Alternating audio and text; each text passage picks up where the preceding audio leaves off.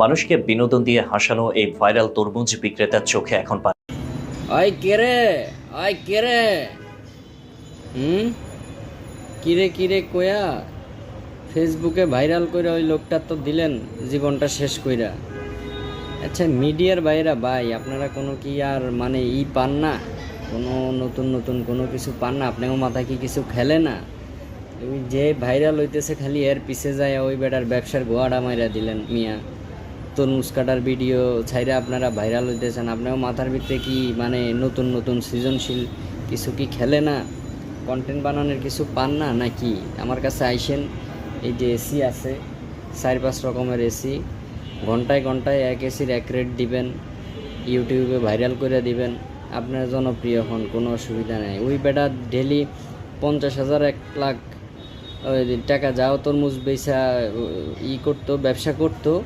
এখন হেয়ানে যাইয়া আপনারা ওই জিনিসটাও দিলেন শেষ কইরা। আপনারা এমন করে ভাই, মানে যেটা যে সময় ঝোঁকে চলে আপনারা ঠিক ওই ঝোঁকেই চলেন। এখন যান ওই বেটারে তো ওই যে থাবড়াইয়া ওই বাজার থেকে কমিটি বাইর করে দিছে, এখন ওই বেটা কান্তাছে। আপনারা ঠিকই ওই যে ভিউ ব্যবসা শুরু করছেন, আর ওই বেটা লস খায়া এখন ওই যে কান্তাছে। আপনারা তো ভিউ হইলে যে ডলার মলার পান, এগুলা কি এগুলার একটা অংশ কি ওই বেটারে দেন? দেন তো না, খামাখা ওই বেটারে যে দিলেন রিজিকটা ছোট কইরা। ভাই ভালো হইয়া যান, ঝোঁকে চলা থেকে দূরে থাকেন।